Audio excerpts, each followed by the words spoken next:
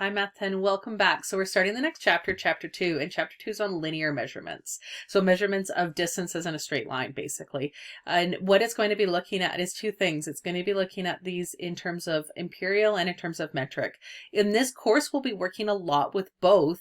Here in Canada, we're in a funny little bubble here. Down in the States, they use the imperial system. Most of the world uses a metric system. Canada, we've switched back quite a while ago. We had switched, but a lot of things still you see in both. You might go pick up something from the grocery store and you realize that it's weighed in kilograms and the recipe you have is calling for pounds. Or you might be hearing somebody talk about they're going a distance in miles, where kilometers, or how tall they are in feet instead of meters. We use a little bit of both here, and we're going to learn how to use both in this course. So let's go ahead and get started with, we're at chapter 2 and we're looking at the getting started. So let's just jump in. All right. Now remember the getting started. The point of the getting started is just to make sure that you understand how to do the work that's involved in this. I will do some of them, go over how to do them. I want you to do the rest. If there's anything that you don't understand in the getting started, it's really important at that point that you get a hold of me and we can review anything together. The beginning here is how to calculate using fractions. If you are using your calculator, it's just simply doing the fraction, so you can do the whole step through. So 1 divided by 2 times 20, or you might be able to do this in your head too and go, well, half. I know half of 20 is 10. What is a quarter of 24? That's the same as 1 over 4 times 24. It's also, because it's a 1, it's just 24 divided by 4, 6. Now you're coming into a little bit more complex. You might have been able to do these in your head, but this one you might go, oh, it's a little bit trickier. You just 3 divided by 8 times 16, 7 divided by 16 times 32. Go ahead and do those, please. And all of these, remember, you can check your answers in with the answer key that's posted in the folder in the lesson. Number 2, calculate. If you take a look, you notice that all of these are all 1, 10, 100, 1000. So your reminder for this is anytime you're multiplying something by a power of 10, that's what these are. It's a power of 10, and how many zeros there are. So if it's a 1, it stays exactly the same. If you're multiplying it by a 10, that adds, remember, that adds 1 0 at the end. So 680. You've probably already seen this, so you know this has 2 zeros. So you're going to move that decimal point over 2 spots to 12.5. So in this case, there's 3 zeros. You'd have to move that decimal point over 3 spots. So what's the pattern for that? Make sure that you can do all of these and then go on. Number 4, this is reminding you how to do exponents. You've probably done this before, but just make sure that whatever calculator you're using right now, you know how to use your exponent key. So some calculators, and it tells you here, are going to have an x to the power of y or y to the power of x. So if that's what it is, if you're doing 5 to the power of 2, figure out how you have to enter that. You might have to go 5 and then hit your x to the y key times 2. It just depends on every calculator is a little bit different, so know how to use yours. Some of you might be using the calculator on your smartphones. If that's the case, you might have a key on your smartphone that has, it's just going to be an upside down V essentially. That's also going to be an exponent key. If you're having a hard time figuring out which is your exponent key, get a hold of me and we'll work it out together, because that's going to be something you're going to use a fair bit in all of this.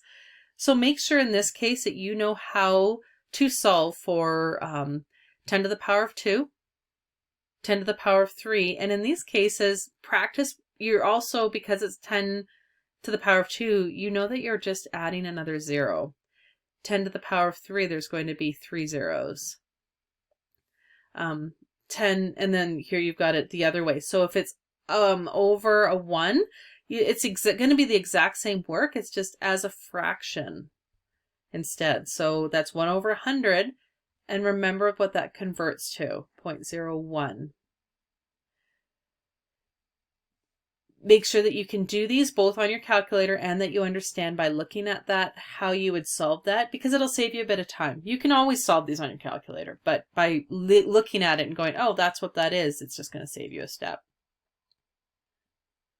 Number 5, working through the same way. We multiplied by 10. If you're dividing by 10, the decimal point's just going to go the other direction. When you were multiplying by the power of 10, your number got bigger, the decimal point moved to the right.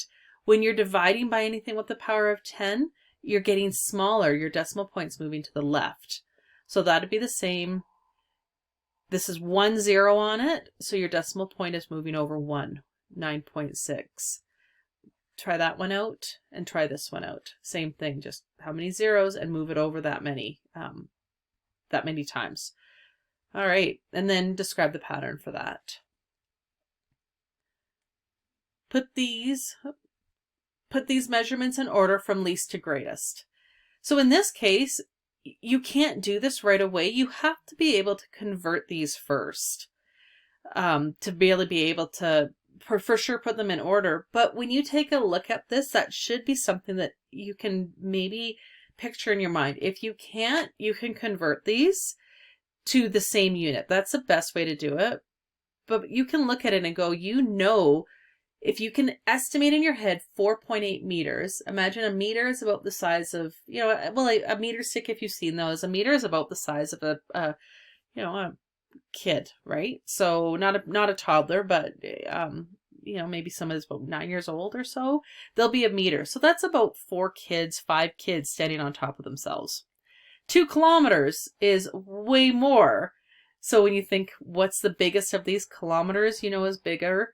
Meters, centimeters, millimeters. I'll put a video up to review some of this as well. But you can look at that and go, okay, well, 2 kilometers has to be bigger than even 4 meters. So 2 kilometers, is going to be the greatest. The smallest is millimeters. And if you're not sure, well, is this smaller than that many centimeters? You can convert this. Millimeters to centimeters is 2,000 centimeters. So you know that this one's going to be more than this. So millimeters has to be your smallest. The centimeter, and then between centimeters and meters. Well, so, your centimeters would be here, 4.8 meters. All right, round each product to the nearest tenth. What's a tenth? Think that one through for a second, because you know that you've got the tens place, but this isn't tens, this is tenths. So anything that ends in that th, remember that's after your decimal point. So you've got your tenths, hundredths, thousandths. So the tenths place is the one directly after the decimal point. So in this case, the 9. Look at the number after it. Your same rules for rounding. So the number that comes after that is a 2, so it rounds down. So that's going to be 59.9. Do the same thing with all of these. Work the numbers through and come up to the nearest tenths place. Complete each pair of equivalent fractions. All right, so your equivalent fractions, an equivalent fraction just means that whatever has changed the bottom has changed the top in the same way. So if we look at this one, 8 to 16, how did 8 become 16? It times by 2. Whatever happens at the bottom of a fraction has to happen at the top. So your 3 has to times by 2 to get 6/16. So long as you've got one of them, you know what's gone on in the other one. So 32, what did 32 divide by to become 4? Do the same with the 24. So go ahead and do that one. In the case of 45, how did 45, what did 45 came 5, what did it have to do? You know that it's gotten smaller. In this one, 8 to 16, you know it got bigger. In this one, 32 went to 4, so you know it had to divide by something. 45 to get to 5, it has to divide by something. Do the same to the top. Divide by that same thing. Now D is, so go ahead and do this one.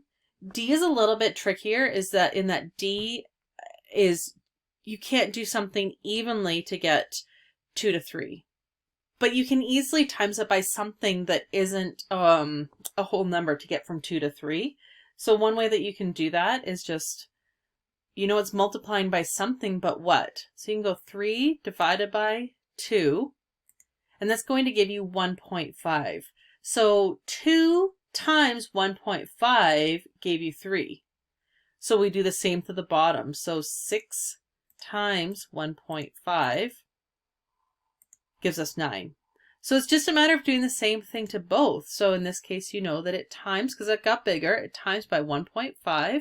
And I just found that out. I just divided 3 divided by 2 to find out what was left, like what it was, times 1.5. Whatever you do to the bottom, you do to the top, and that would give you 9. So circle the ratios that are equivalent to 4.5. So long as whatever's on the bottom and the top multiply by the same thing to get 4.5, or 4.5 multiplied by it to get to it, you know that it's equivalent. If not, then it's impossible. So we'll take a look at the first two. So 4 into 16. So 4 goes into 16 if you times it by 4. 5 goes into 20, again, times by 4. So that works. 2 to 3, so 4 divided by 2 would give you 2. But 5 divided by 2, does it give you 3? No, it gives you 2.5. So that one does not work. So do the same thing with those ones to see if you can figure out which ones are. Check your answers. Make sure that you know if they're ratios, they're going to be the same. Multiply or divide the top and the bottom by the same number and it should work. If not, it's not a ratio. Okay, so the last one, and this is just more of a thinking question. So she knows that the ratio of boys to girls in her class is 3 to 5. This is the same as a fraction, 4 over 5, but this time it's 3 to 5. So the ratio of boys is 3, the ratio of girls is 5. It's written the same way that it's said, boys to girls. Since 20 of the students are girls, she says that there must be 30 students in her class. So you've got a ratio of 3 to 5. 3 to 5, which is the same as saying 3 over 5. And she's saying that 20 of them are girls, so there has to be 30 in the class. I can write 3 to 5. I'll give you a hint for this one. I can write 3 to 5 as the same as 3 over 5. That is the same as 3 to 5, 3 to 5. So 3 boys to every 5 girls. So we would write what we have as an equivalent of this. So let me roll down a little bit, give it a bit more space here. So 3 over 5 would have to then be equal to 20 of them are girls. So you've got your other numbers, 20. Is this going to be the right number of boys? So take a look. So whatever you do to the bottom, you do to the top. This is your ratio here. So this won't change. We're making sure of our ratio and then we'll test to see if it works for 30. So how do we get from 5 to 20? We times it by 4. So you have to do the same thing. You have to times this by 4. So that tells you that there are 12 boys and 20 girls. Does that add up to 30? Does this work for her ratio? Like, does the ratio work for what she says? Yes or no?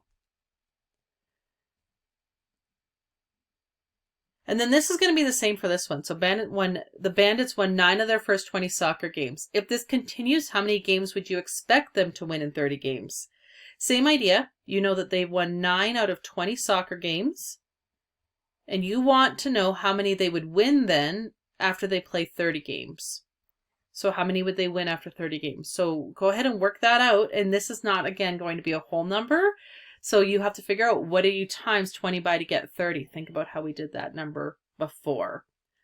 All right, I want you to go ahead and do the work in the getting started. If any of this is tricky for you or you just want a review of it, let me know. We'll go over this together.